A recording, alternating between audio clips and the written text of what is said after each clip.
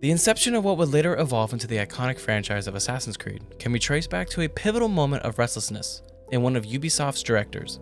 Having achieved success with Prince of Persia: The Sands of Time, found himself grappling with an itch for something more. Despite being handpicked by Ubisoft to direct the sequel for the emerging 7th generation consoles, was grappling with his lingering problems with the Prince character. "The problem is that a prince isn't an action figure," he once told Edge magazine.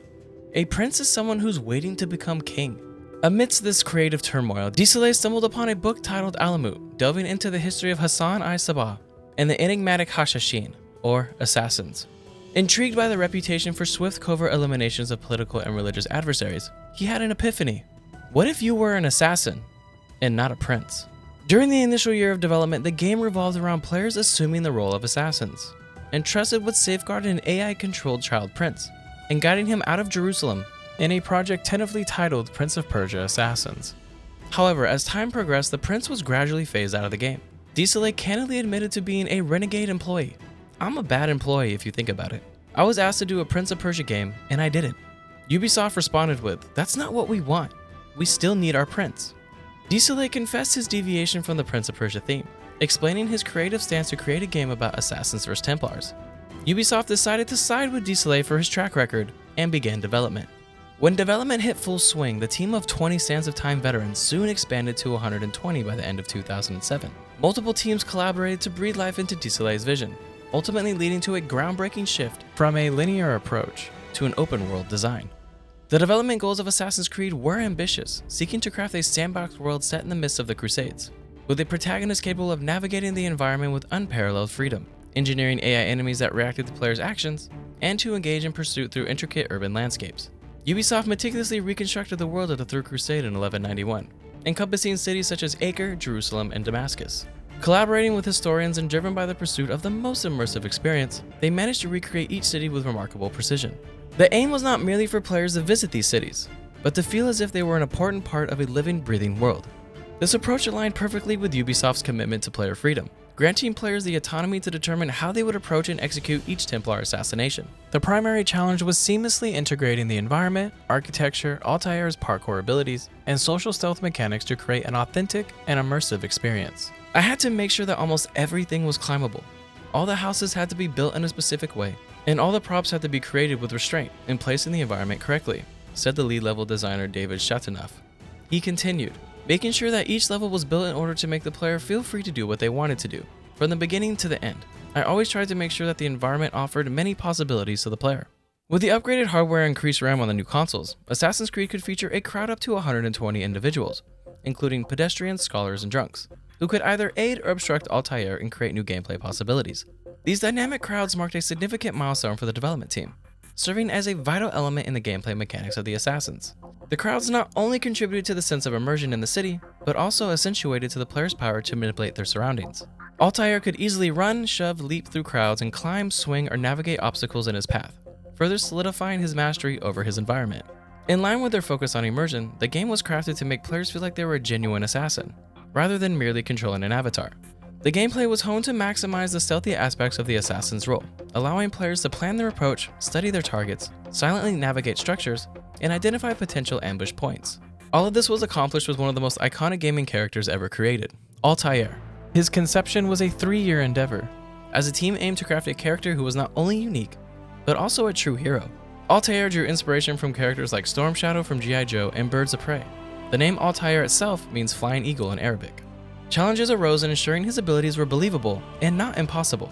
We wanted him to be a bit rough, more of a brute force, more of a beast, rather than an overly agile character, Desilets explained. The issue of Altair's outfit also presented a dilemma, as some people at Ubisoft believed that the white robes with a red belt and hood weren't the right choice for the main character. Despite a month of exploring alternative color schemes, they concluded that the original white design was the most fitting, Nicholas Canton, an art designer, said. But it never felt right. We were doing concepts, and while we were looking at them like, I'm not sure. I think we lose personality, we lose uniqueness, and we lose edginess. And then I remember myself going back to the boss's office and showing him the concept of the white one from a month ago and saying, even though that we worked for a month, it's still the best one. The length of Altair's robe initially posed difficulties for animators as well, but after adjustments were made, it unintentionally resembled an eagle's feather when Altair descended upon his target, creating a striking resemblance to a bird of prey. One aspect Ubisoft undoubtedly got right was the inclusion of the iconic hidden blade as a signature weapon, which would become synonymous with the entire franchise. Ubisoft also ensured that the combat system was grounded in realism. Although the initial concept was to make a single blade strike fatal, this approach was eventually adjusted for gameplay purposes. The mandate, however, remained that combat should feel realistic, with characters reacting to incoming attacks rather than merely standing idly by. This realism was achieved with the implementation of asynchronous programming, a novel technique at the time. This allowed characters to finish their current actions before responding to new commands. The most exciting part for the animators was having the exclusive access to the motion capture studio, situated in the building's garage. Here is where they choreographed all the combat sequences using foam swords. So we did all the choreography ourselves of the fight. We're going in the Ubisoft's garage with the cars, because this is where we had space to swing a sword, with me and the other animator. And then we would go to the mocap shoot and dress ourselves and beat the crap out of each other, Alex Drewen, the animator director of Altair, told Polygon. While grounding the game in realism was a priority, a distinct science fiction element needed to be addressed: time travel. Desolé envisioned a game set across different time periods with the central character Desmond residing in the modern day setting. Yet he grappled with the challenge of executing this concept uniquely, wary of falling into the cliche of having the story narrated by a future character, as with the case of Prince of Persia. Drawing inspiration from a History Channel program about DNA he saw on TV one night, he conceived the idea of a machine capable of reading memories encoded in one's DNA. This revelation gave birth to the Animus, a storytelling device integral to the Assassin's Creed narrative created by Abstergo Industries. Ubisoft's marketing team initially had reservations about the concept, as it diverged from the medieval game aesthetic. The E3 trailer for the game predominantly focused on this medieval aspect, concluding with a modern glitch. Shortly before GDC and E3, Ubisoft's marketing team proposed a name change for the game, as it was still known as Prince of Persia Assassins more than 2 years into development. The chosen name was Assassin's Creed, which Desolé found to be a perfect fit for the game's overarching philosophy. Nothing is true, everything is permitted. The game made a significant impact at E3 and ultimately exceeded sales expectations upon its release, selling over 8 million copies. The game garnered mixed responses from gamers, as the revelation of its sci-fi elements deterred some players. Nevertheless, the allure of its gameplay and the unique assassin experience proved irresistible to many, prompting Ubisoft to commence work on a sequel. Although it wasn't a central concern for Ubisoft, Altair's character posed a challenge for Patrice Desolé. He felt that commencing the series with a seasoned assassin like Altair could potentially alienate fans, as Altair's upbringing and unwavering adherence to the Creed left little room for personal connection. Desolé aimed to introduce a main character whom players could better relate to and grow attached to, leading the introduction of Ezio Auditore da Firenze. Ezio, a 17-year-old Italian noble from a wealthy background, was charismatic with a penchant for the ladies, yet possessed a fiery temperament and a strong sense of pride. His life took a drastic turn when he was betrayed by those he considered family, thrusting him into a life of vengeance. Desolé believed that a revenge-driven narrative would offer a fresh and more relatable story motivation compared to Altair's, with the goal of resonating with a broader audience. Ezio was conceived as a more open-minded character than Altair, willing to seek answers and acquire new skills for survival. This allowed players to grow alongside Ezio as he began with basic combat abilities, gradually introducing disarm and counter-kill techniques as the game progressed. Ubisoft's primary objective for Assassin's Creed 2 was to address every criticism players had raised about the first game. This monumental task prompted Ubisoft Montreal to expand their efforts by enlisting the collaboration of Ubisoft's Annecy and Singapore, amassing a team of over 400 people. Montreal concentrated on revamping the 3 core pillars: the combat, enhancing the fluidity of traversing the environment, and refining social stealth, particularly in crowded areas. Combat was overhauled to prioritize timing and deliver a more brutal and visceral experience, with weapons feeling more weighty and authentic. New enemy archetypes like the Brute, Seeker, and Agile foes, each with their distinct fighting styles and weapons, introduced realism and variety. Players now had access to a range of new armor and weapons, including axes, swords, spears, and the hidden blade could now be used as a full-fledged weapon. While tackling the existing issues from Assassin's Creed, Ubisoft Montreal received the directive to double the number of features present in the game compared to the first installment. The catch was that they had just 2 years to release the game by fall of 2009, a non-negotiable timeline. During testing, the team discovered that players relished exploring the Italian Renaissance era, interacting with historical luminaries such as Leonardo da Vinci, Machiavelli, Caterina Sforza, and the Medici family. To maintain their unwavering commitment to detail, Ubisoft Montreal's artists dedicated countless hours to meticulously recreating the Tuscany region, the Apennine Mountains, Romagna region, and Venice. The map was painstakingly handcrafted to ensure that Ezio could navigate every nook and cranny of the cities without impediment. To further enhance immersion, hidden tombs were strategically placed within historical landmarks across Italy, These were added to break free from the repetitive formula of the first game. A significant portion of the Assassin's Creed 2 overhaul focused on enhancing the AI's behavior within the game. Ubisoft acknowledged that the crowds in the first game were less dynamic than initially envisioned. Altair had to contend with AI characters who often obstructed his path or hindered mission progress. To address this, the team reworked the AI, making it more cohesive and enabling Ezio to blend in with crowds more effectively or manipulate them for distractions. Additionally, Ubisoft introduced 3 new factions to the game, the Thieves, Mercenaries, and Courtesans, that would support Ezio throughout his journey and eventually become a sort of surrogate family for him. Beyond these 3 extensively overhauled systems, Ubisoft implemented an economic system allowing players to earn money, customize their character with armor and weapons, a notoriety system, new assassination techniques, villain management, and a more diverse range of missions, including chases, escapes, assassinations, and traversal puzzles. These mission enhancements were designed to create a more cinematic experience, and to alter the game's pacing and offer greater gameplay diversity. Ubisoft faced an incredibly tight schedule with minimal time for polishing the game, but against all odds, Assassin's Creed 2 met its scheduled release date of November 17th of 2009, receiving widespread acclaim. Ezio was a massive success with players, and the game's sci-fi elements began to captivate players' interest, leaving them eager to explore Desmond's story with the Isu. Assassin's Creed 2 proved to be a masterpiece for Ubisoft, propelling the franchise to remarkable heights. The third installment in the Assassin's Creed series deviated from the numerical titling that players had grown accustomed to, and was promptly named Brotherhood. Instead of introducing a new setting and ancestor, as many expected, the game continued the story of Ezio Auditore. Despite being under the leadership of Montreal, this project required the collaboration of 4 additional studios. Annecy, known for their expertise in multiplayer modes from Splinter Cell Chaos Theory, Singapore, Bucharest, and Quebec City. Patrice Desailly, the creative force behind the franchise and now writer for Brotherhood, was clashing with Ubisoft over creative control.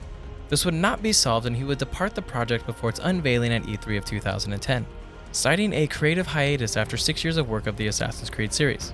Regrettably, he would never return to the franchise. While Assassin's Creed 2 had already marked a substantial improvement over the first game, Brotherhood didn't require as many changes, as the development team believed they had reached an excellent gameplay balance with Ezio.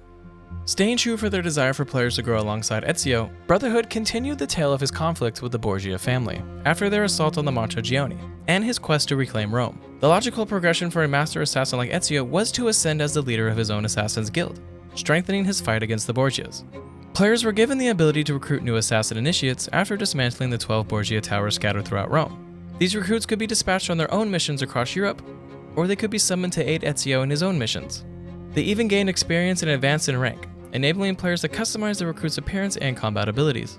It was essential for players to exercise caution, as these recruits were susceptible to death in battle, with no chance of revival. Combat in Brotherhood underwent further refinements, adopting a more offensive approach that emphasized striking first and creating a faster-paced experience, a departure from the defensive counterattack style seen in previous games. The shift necessitated a more aggressive AI and the introduction of simultaneous enemy attacks, a trend that would persist throughout the franchise. Additionally, Leonardo da Vinci equipped Ezio with an array of new gameplay gadgets, including a parachute, poison darts, a crossbow, and a hidden pistol. Horseback riding was integrated into city environments to accommodate Rome's substantial scale, which was 3 times larger than the Florence map in Assassin's Creed 2. This expansion allowed for range attacks and horse-related assassinations, reinforcing the franchise's commitment to making each installment more extensive and diverse than its predecessors. The most significant innovation in Brotherhood was the introduction of multiplayer, a first for the series. In this mode, players assume the roles of Templars in training at an Abstergo facility, where they hone their combat skills using the bleeding effect to learn from past Templars. Brotherhood's multiplayer featured 8 different game modes that allowed players to utilize their stealth abilities in an online environment, either hunting down targets or evading pursuers. It boasted a robust customization feature that permitted players to adjust their abilities, perks, and streaks to create unique assassins. Remarkably, the game was developed in just under 1 year and was released on November 16th of 2010, to critical acclaim. Gamers and critics lauded its mature storytelling and groundbreaking multiplayer. The game concluded with a modern-day cliffhanger, leaving Lucy deceased and Desmond in a coma, a development that generated mixed reactions and potentially signaled a shift in the modern storyline. Regardless, Brotherhood sold over 1 million copies in less than a week and became Ubisoft's fastest-selling European title of all time. By 2011, the game had sold over 7.2 million units, bringing the franchise's total sales to 29 million. Ezio's enduring popularity continued to bring both critical acclaim and financial success to Ubisoft, ensuring that his story was far from over. Originally, Ubisoft had plans for Revelations to be a Nintendo 3DS game named AC Lost Legacy, with Ezio embarking on a journey to unveil the origins of the Assassin's Order. However, this concept was abandoned due to the Ubisoft's desire to release annual iterations of Assassin's Creed. Consequently, Lost Legacy transformed into Revelations. It is the first game in the franchise that Patrice Désilets had not been involved in. In this installment, players follow an older Ezio, who travels to Constantinople in search of clues left by Altair that could aid him in defeating the Templars. Given that Brotherhood was regarded as nearly perfect in terms of gameplay, Revelations retained much of its predecessor's gameplay mechanics. One notable addition was the hook blade, replacing Ezio's damaged hidden blades. The hook blade served as a dual purpose, aiding Ezio in climbing and reaching higher places while also functioning as a weapon for executing combo attacks. Furthermore, players could now craft various types of bombs, experimenting with different shells and ingredients to create up to 15 unique bomb variations. A notable addition to the Borgia Towers was now when Ezio reclaimed towers from the Templars, they actively sought back to reclaim them. And Ezio could assign up to 5 assassin initiates to defend these areas. Multiplayer still played a role in Revelations, though it was not the central focus. Ubisoft introduced new modes including Capture the Flag and Deathmatch. Revelations hit shelves almost a year after Brotherhood on November 15th of 2011. Despite facing criticism for its perceived similarity to its predecessor, it received favorable reviews from both critics and players. Fans were still eager to witness the conclusion of Ezio and Altair's story. The game enjoyed immense success, with 61% of its sales occurring in the first 24 hours, and 1.26 million copies sold within the first month, making it Ubisoft's best-selling game to date. Nevertheless, though, fatigue began to set within the Assassin's Creed community, as the series exhibited limited gameplay evolution. Additionally, the modern-day narrative involving Desmond and the Isu grew increasingly convoluted and bewildering, leaving gamers uncertain about Ubisoft's commitment to this aspect of the series. Interestingly, Assassin's Creed 3 began development shortly after the release of AC2, with a senior team of Ubisoft developers leading the project. This game marked the second longest development cycle, spanning 2.5 years, second only to the original Assassin's Creed. Assassin's Creed 3 took a bold departure in terms of its setting, moving away from the grandeur of cities like Rome, Venice, and Florence, to immerse players in the rustic landscapes of the 18th century colonial America, complete with forests and log cabins. Ubisoft invested substantial effort into historical accuracy, ensuring that the American Revolution was faithfully recreated. They also collaborated with cultural experts to provide an authentic portrayal of Mohawk Indian culture. The game's narrative revolved around Connor, a unique character who straddled both the Templar and Mohawk Indian worlds, set against the backdrop of the American Revolution. The game retained the core gameplay mechanics seen in the Ezio trilogy, like the recruit system. However, unlike previous titles where assassins were recruited, Connor could enlist the help of ordinary citizens to support the assassin's cause. These recruits were more sophisticated, featuring distinct personalities and backgrounds, along with a broader range of skills. Ubisoft did make some significant alterations to the gameplay. In AC3, free running was streamlined to provide a more fluid experience, allowing Connor to traverse both cities and wilderness with greater ease. To maintain historical authenticity, close combat was adapted to enable Connor to dual-wield tomahawks, swiftly dispatching multiple adversaries armed with slow-firing muskets. Stealth was enhanced with environmental options, allowing Connor to blend in the tall grass and trees to evade detection. Ubisoft also introduced a new weather simulation system that encompassed snow, fog, and rain.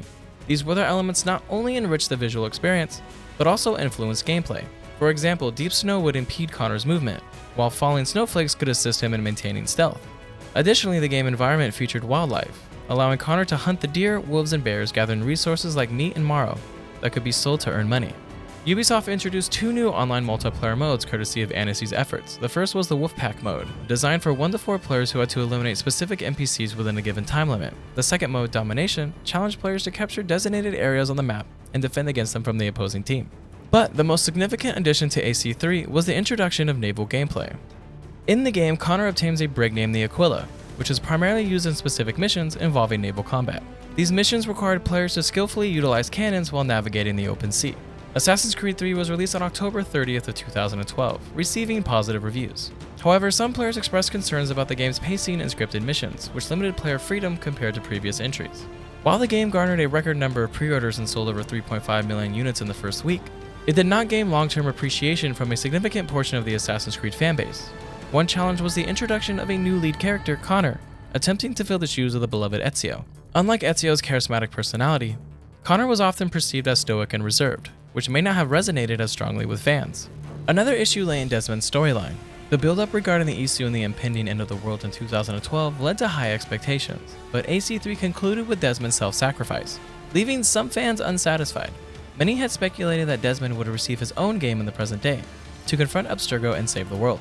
This shift in direction was influenced by Patrice Désilets leaving the series, as Ubisoft aimed to continue the narrative beyond 3 games. In an interview, DCLA revealed some of the original plans for the story's conclusion. The third game was supposed to resolve the present-day conflict, with Desmond Miles taking down Abstergo using the combined knowledge and skills of his ancestors. Additionally, he hinted that Desmond and Lucy could start a new civilization elsewhere, possibly in a spaceship, alluding to a more ambitious narrative direction that was never fully realized in the series. Ubisoft was at a turning point with the Assassin's Creed franchise, realizing the need for a significant evolution after 6 years of constant releases.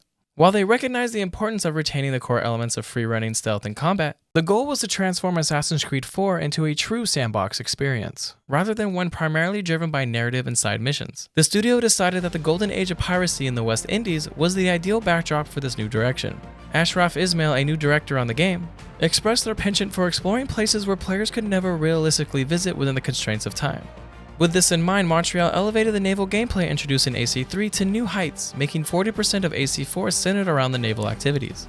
Players controlled Edward's ship, the Jackdaw, and sailed across the West Indies exploring islands and shipwrecks.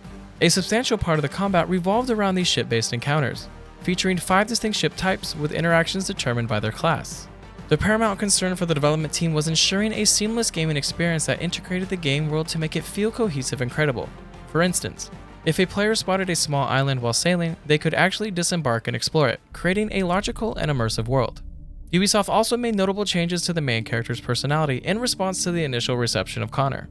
Edward Kenway, the grandfather of Connor and father of Haytham, was introduced.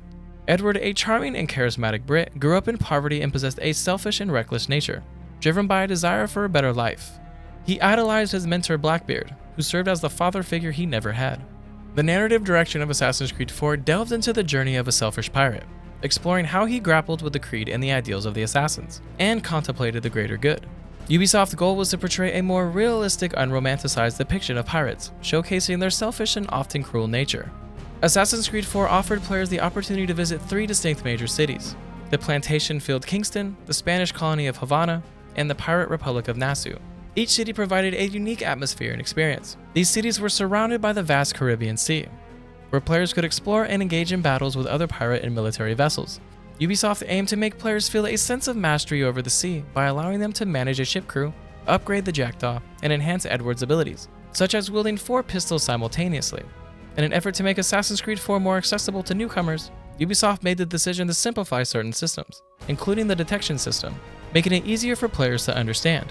While the enemies became tougher, combat became more accessible, with the introduction of dual swords and multiple pistols. Notably, Ashraf Ismail emphasized for the first time ever, players were not obligated to play stealthy, a departure from the franchise's traditional approach.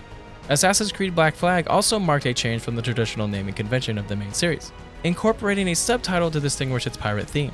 It was released on October 29th of 2013, and garnered favorable reviews for its open-world graphics and combat, successfully revitalizing the series.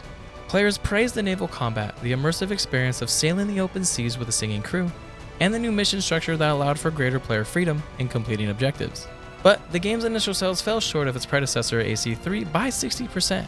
Ubisoft attributed this to the awkward timing of the release, coinciding with the uncertainty of the new console generation launch. Nevertheless, though, Black Flag managed to sell 11 million copies by May of 2014, and became a fan-favorite title, earning a cult following. Assassin's Creed Rogue served as a direct sequel to Black Flag, albeit not developed by Ubisoft Montreal, but Ubisoft Sofia, marking one of the rare instances where Montreal was not involved. Rogue was conceived to bridge the narrative gap between AC3 and Black Flag, finishing the North American saga. Set against the backdrop of the French and Indian War, the game's main plot unfolded across the North Atlantic, a fictional river valley, and the bustling streets of New York City. The central character Shay Cormac, an Irish-American assassin, diverged from tradition by defecting from the Order after a betrayal, aligning himself with the Templars and relentlessly pursuing and eliminating his former comrades. The aim was to provide players with a relatable character and a deeper understanding of his motivations, shedding light on how Templars operated through a character who wholeheartedly embraced their cause.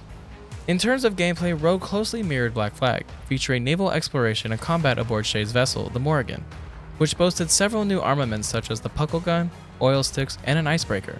Instead of a blowpipe, Shay wielded an air rifle for discreetly dispatching foes. Drawing inspiration from the Arkham series, the game introduced a combat system where players could counter enemy attacks with well-timed button presses. Shay's equipment could be upgraded through a crafting system using animal pelts obtained in the game's world.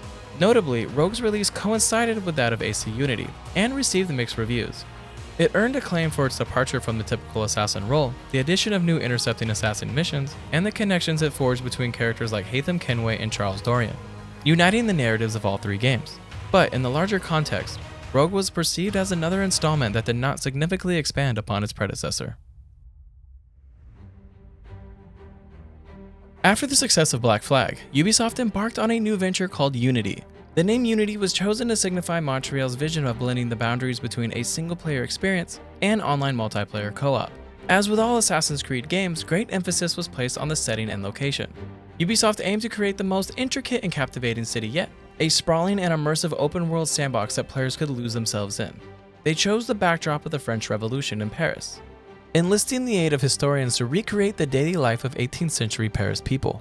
Unity aspired to be the most historically accurate setting in the entire series, featuring a 1:1 scale of Paris, larger than the entire frontier in AC3, with 7 major districts, including the Louvre, La Mara, the Latin Quarter, and even the town of Versailles. Notable landmarks such as the Tuileries Palace and the Notre Dame Cathedral were painstakingly handcrafted, taking the artist Caroline Miose 2 years to create the exact replica. Unity marked a return to the franchise's original Assassin's Creed roots by introducing a new mission structure and a commitment to utilizing crowds in a groundbreaking manner, reminiscent of the series' early days. Unity employed a black box design, allowing greater freedom in completing missions. Players could study the environment to find the best routes and distractions, a focus that Ubisoft aimed to rekindle. The crowd system underwent a complete overhaul, accommodating up to 5,000 NPCs simultaneously on the player's screen, a substantial leap from the early games. These NPCs could interact organically with the player and with each other. For example, if Arno fired his gun, a large crowd of NPCs would react in panic. Players also had the opportunity to interact with these NPCs, such as scaring off bullies or pursuing pickpockets. Arno Dorian, the protagonist introduced in Unity, differed from his previous assassins. He was a well-educated noble who used humor as a defense mechanism and often quoted classical references. This marked a significant departure from Black Flag's Ethan Kenway. For the first time, Ubisoft combined a revenge story with a mature love story, with Arno falling in love with Templar Elise de la Serre. The central plot revolved around Arno's struggle to blindly follow the Assassin's Creed while uncovering the mystery of his adopted father's murder, a Templar Grand Master. Ubisoft redefined combat for Arno, drawing inspiration from fencing with a touch of realism to create a more immersive and engaging combat experience. Arno also wielded a modified hidden blade called the Phantom Blade, doubling as a silent crossbow. Unity introduced a skill tree for Arno, allowing players to use points to upgrade his abilities, offering greater gameplay customization. Players could also customize their weapons, armor, and equipment, each with an item level that could be maxed out with legendary gear, reflecting Ubisoft's move toward a more RPG-style game. Unity was the first game in the series to introduce 4-player cooperative multiplayer. This feature enabled players to engage in narrative-driven missions or explore the open-world map with their friends seamlessly, without loading screens. The co-op missions were designed to feel connected to the main storyline, realizing the seamless experience Ubisoft had envisioned for Unity. Upon its release on November 13, 2014, Unity received mixed reviews, falling short of the acclaim garnered by Black Flag. It was lauded for its meticulously crafted environments, bustling crowds, architectural detail, and the revamped movement system.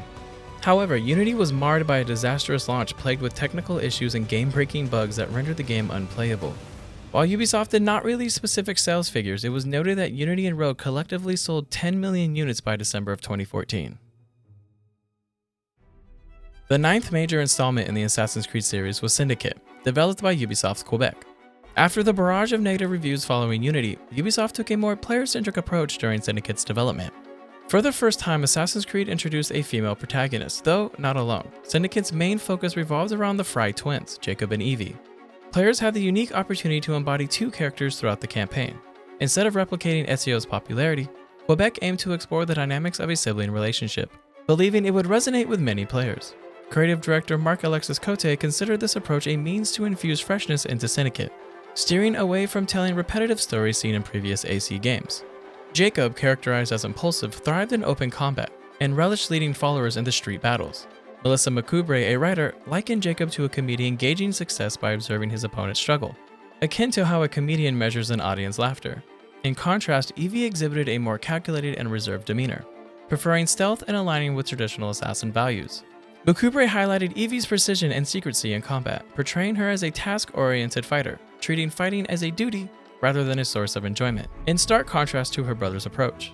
Building upon the skill tree system for Unity, Syndicate expanded player choice, allowing more freedom in distributing points across 3 skill trees, and unlocking character-specific abilities. Combat in Syndicate was tailored to fit the historical setting of 1868 London, emphasizing fast-paced chain attacks and blocks. The game featured period-appropriate weapons like brass knuckles, combat revolvers, and hidden knives. One of the major goals for the devs was to integrate the era's vehicles authentically into the gameplay, allowing players to use carriages strategically for navigation, combat, and stealth.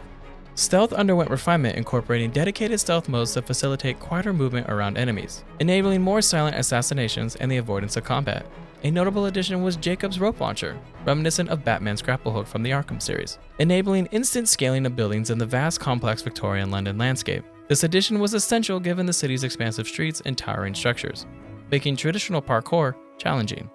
In stark contrast to Unity, Syndicate omitted multiplayer entirely, focusing solely on the single-player experience.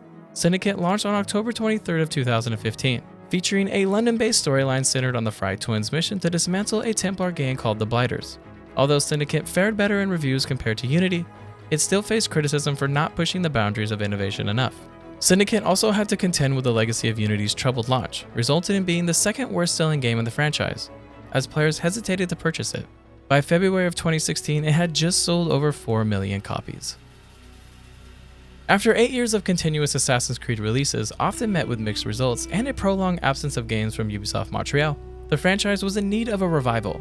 In secret, a new game had been in development for 4 years following Black Flag, involving multiple Ubisoft studios and over 700 developers. Ubisoft Montreal, spearheaded by Ashraf Ismail of Black Flag fame, was ready to unveil a game that would mark a significant departure from the series' traditional design. This game was none other than Assassin's Creed Origins, set in the highly requested ancient Egypt time period. Ubisoft, known for its historical accuracy in the franchise, elevated it to a whole new level in Origins. Every team working on the game immersed themselves in Egyptian history and culture, ensuring that the audio, animation, narrative, and level design teams were in sync. The new quest system in Origins played a pivotal role in creating a historically rich and organic world that allowed players to shape their own story. Creative director Jean Gaston explained, "The purpose of the quests and the NPCs having their own personal stories is about the connection between the players and ancient Egypt." Origins also introduced a day and night system along with intelligent routines for all NPCs, adding depth and realism to the world. Ubisoft Montreal decided to move away from the core stealth aspect of the game, aiming to inject new life into the series that had faced criticism for staleness in recent titles. Origins adopted a third-person action RPG approach, taking cues from The Witcher 3.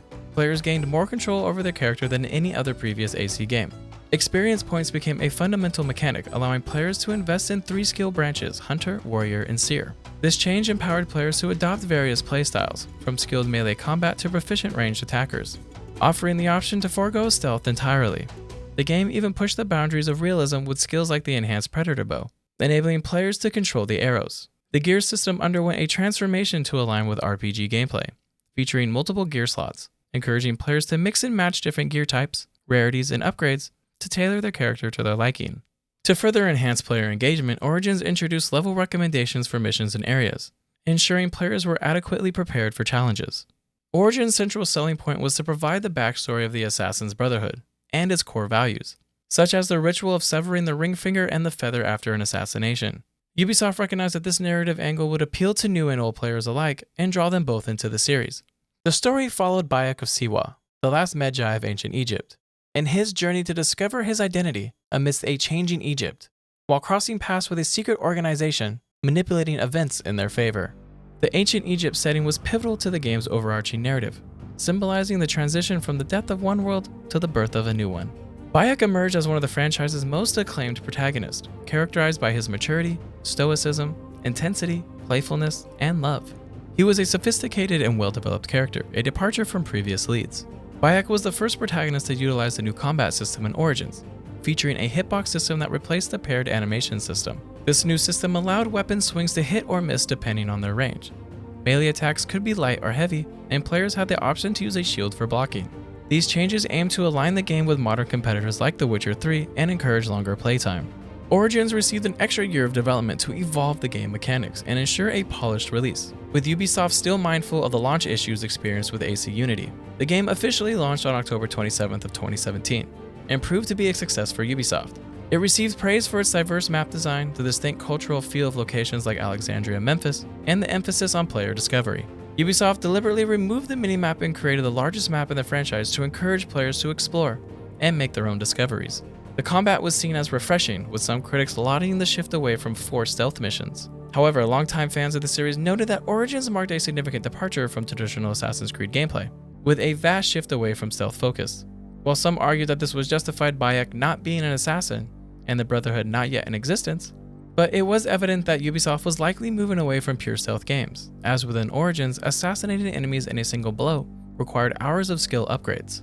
Nevertheless, Origins went on to sell twice the number of copies as Syndicate and reached 8 million copies sold during the 8th generation of consoles.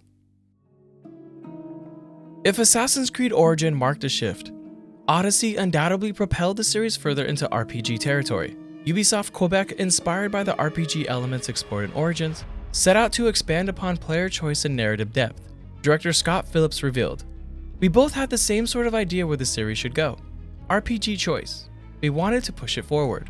The team drew inspiration from titles like Skyrim and Fallout, aiming to deliver a game centered around player-driven choices within the narrative. While this was a significant evolution, the team was careful to justify the integration of choice and RPG elements by staying rooted in history." Mel McCoubrey, the narrative director, emphasized, "The Assassin's Creed lore is huge, and it's very much based on how we interact in history. That's always been a part of the brand in the games that have come out. And so just because we're incorporating choice and building an RPG experience, we are still very much tied to history." Odyssey boasted a vast map covering 130 square kilometers compared to Origin's 80. The team's goal was to offer a rich and extensive exploration experience, echoing the sense of discovery reminiscent of Homer's Odyssey. Creative director Jonathan Dumont highlighted this intention. "When building a game called Assassin's Creed Odyssey, we want to mirror the feeling of discovery, like in Homer's Odyssey." The game's map included nearly 50% water, promoting extensive naval exploration. Players could venture into hundreds of cities including Athens and Sparta, visit legendary locations such as the ruins of Thermopylae and the Oracle of Delphi, and set sail to explore numerous islands like Kefalonia and Delos. Besides the main questline, Odyssey was brimming with hundreds of side quests that allowed players to interact with legendary figures like Socrates, Alcibiades, and Hippocrates. Underwater environments, fortresses, and camps were also ripe for exploration, and players could engage in the Peloponnesian War. Odyssey diverged from the traditional focus on the war between assassins and Templars, elevating Greek mythology to the forefront, straying from the franchise's typical emphasis on realism. The combat system underwent a transformation, allowing players to become Greek demigods rather than master assassins. Skills like the rush assassination allowed players to teleport between multiple enemies for massive damage, and the Spartan kick sent foes flying across the battlefield. Armor set bonuses such as Medusa's Gaze petrified enemies, while Ares' Madness made players invulnerable. The Blade of Leonidas, designed to accelerate combat and make players feel overpowered, contributed to this dramatic shift. The game's creators, in a bid to enhance player choice and playstyle, pushed the boundaries of what Assassin's Creed had traditionally been. Odyssey was released on October 5th of 2018 and was lauded for a successful transition from a stealth game to an action RPG. It received acclaim for its vast scale, improved side quests, and enhanced combat. While Odyssey's sales were lower than Origins, it was still the third best-selling game in October of 2018, and as of 2020, Odyssey has sold over 10 million units. Notably, the most significant increase in revenue for Ubisoft from Odyssey came from microtransactions, with over 170% more revenue generated from microtransactions than Origins had achieved. Montreal made a triumphant return following Quebec's Odyssey with Assassin's Creed Valhalla, a game that transported players to the Viking Age, a historical period that had long been requested by fans. Their goal was to synthesize the knowledge and experience gained from previous titles to create the ultimate Assassin's Creed game. A notable emphasis in Valhalla was the revival of stealth, an aspect that had been less relevant in Odyssey. Given the historical stealthiness of Vikings during raids and attacks, Valhalla tried to be more in line with traditional Assassin's Creed gameplay. Social stealth also made a welcome return, allowing Eivor to blend in with crowds by lowering their hood, feign death, and use their raven Sinan as a distraction.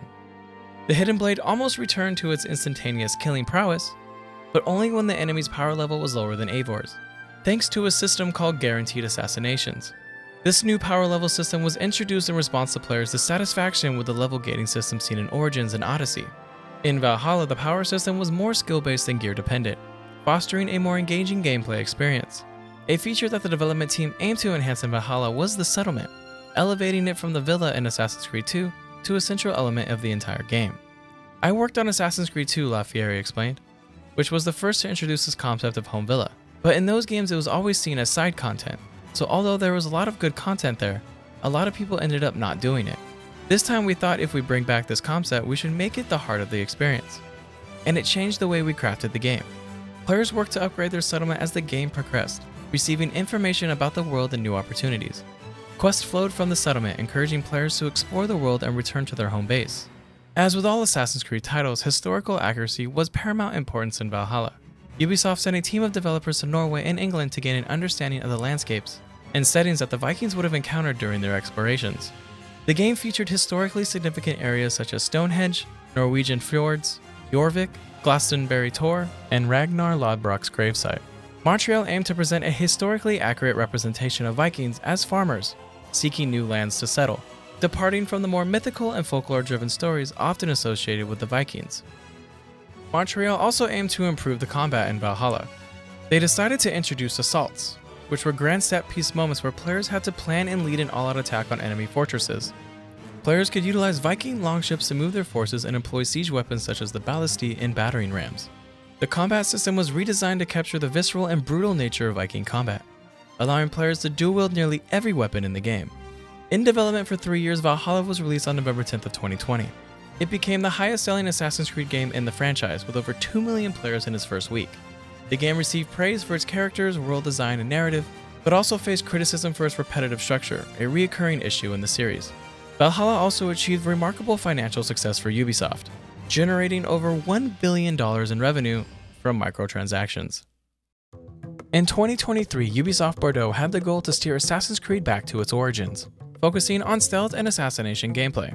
Everything was designed to highlight the importance of stealth. We aimed for fairness and challenge, and a bit of punishment so players after a stint in combat felt nudged back towards stealth, explained Simon Arsenault, Quest and World Director. Initially planned as an expansion for AC Valhalla, the project transformed into a standalone game centered on Basim's journey from a street thief to a master assassin in 9th century Baghdad. This recalibration resulted in a more compact game compared to its predecessors, striving to mix the success of past titles while retaining the essence of the original game. Our focus was really on respecting the legacy while integrating some modern elements introduced to the franchise over its 15 years, said narrative director Sarah Ballew. For instance, Basim's Eagle Companion remained to complement the stealth aspect, and the hitbox system introduced in Origins was adopted for combat. Overall, we analyzed many franchise games, selecting the best features that best served our experience. The heart of Mirage revolved around Basim himself, regarded by Bordeaux as an existing and a parallel to Altair. Creative director Stéphane Baudon added, "He was mysterious, making it ideal to delve into his youth and create a parallel with Altair. It's not the same story, but in Assassin's Creed you live the life of an assassin, who must rise to prove his worthiness for the creed. And for Basim, it's exactly the same." The team opted against an open-world RPG to avoid conflicting with Basim's story, given that Valhalla already narrates his tale. As Simon Arsenault explained, the focus was to bring players closer to the ethos of an assassin, aligning Basim's narrative with his eventual master assassin status in Valhalla. To compensate, players were given the liberty to determine how Basim approaches missions, which aligned with the original Assassin's Creed ethos. The team revisited the first Assassin's Creed extensively during development to recapture the essence of playing the game. That's a big reference point for us looking back and remembering what it's like to play that game, shared Benjamin Potts, associate animation director. Recognizing the need for Basim to mirror Altair's quick and agile persona, animation director Benjamin Fox emphasized, familiar agility reminiscent of the original titles was vital to make Basim feel like a potent swordsman, fast, nimble, and efficient in his moves with graceful flourishes. Basim's unique ability, Assassin's Focus, which allowed him to slow down time for executing multiple people simultaneously, was introduced, drawing from Ubisoft's earlier usage of a similar mechanism in Splinter Cell's Mark and Execute system. AC Mirage debuted on October 5, 2023, receiving positive reviews from critics as an encouraging return to stealth-centric gameplay. The game was commended for its parkour sequences through Baghdad and the character death of Basim. However, players criticized the game for its brevity, an empty Baghdad cityscape with non-interactive characters, a lack of open-world events, rigid parkour mechanics, unremarkable AI, and repetitive combat systems, leaving players pondering whether Ubisoft has lost sight of the elements that defined a remarkable Assassin's Creed game. In the past decade, the decline of Assassin's Creed franchise has been attributed to various personal reasons from different players. Some point to the moment Lucy was killed off, others cite Patrice Désilets' departure from Ubisoft, and there are those who believe that the new games no longer embody the essence of Assassin's Creed at all. The perception of when one started playing the series heavily influences these opinions. Nevertheless, certain undeniable factors have split the fanbase and transformed the original concept of the game. The first significant factor was Ubisoft's commitment to an annual release cycle. While undeniably lucrative for Ubisoft, it eventually led to franchise fatigue.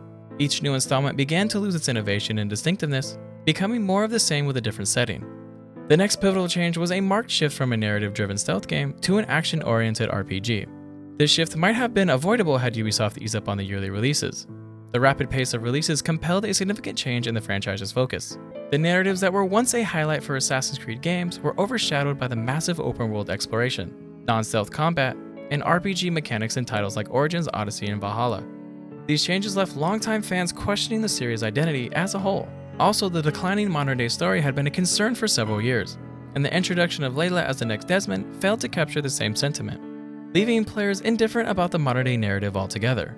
Finally, microtransactions, which initially posed no significant issue in earlier games, became a problem. Their presence escalated with Unity introducing Helix credits, and their relevance intensified with each subsequent game. Players began to notice Ubisoft's increased promotion of microtransactions, particularly with Origins, where skins, armor, XP boosters, and other time-saving elements were offered, alongside loot boxes. These time-saving elements became problematic for Ubisoft, as players accused the company of intentionally creating massive worlds and disrupting the game's natural progression. Despite these criticisms, these costly microtransactions persist, with Valhalla alone generating over $1 billion in revenue for Ubisoft. The future of Assassin's Creed is uncertain, but one thing is definite. Ubisoft shows no signs of slowing down in its quest to provide new Assassin's Creed experiences for its players. They've recently announced two intriguing projects. First, there's Assassin's Creed Nexus, a VR experience that allows players to step into first-person perspectives of iconic characters like Ezio, Cassandra, and Connor.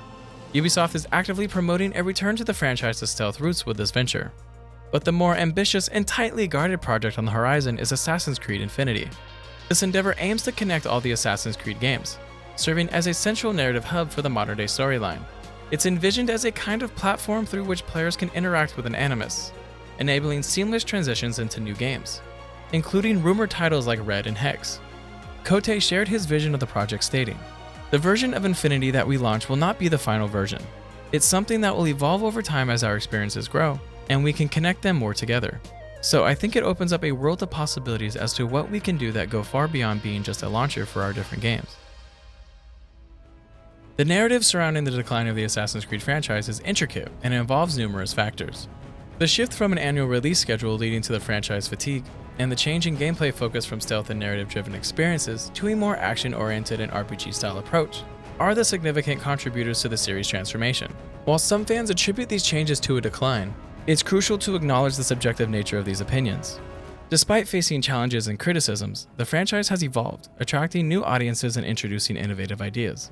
Whether perceived as a decline or an evolution, the Assassin's Creed saga serves as a testament to the complex interplay between player expectations, industry trends, and the creative decisions made by the developers. Only time will unveil the true trajectory of the franchise, and whether it can reclaim the heights of its past successes.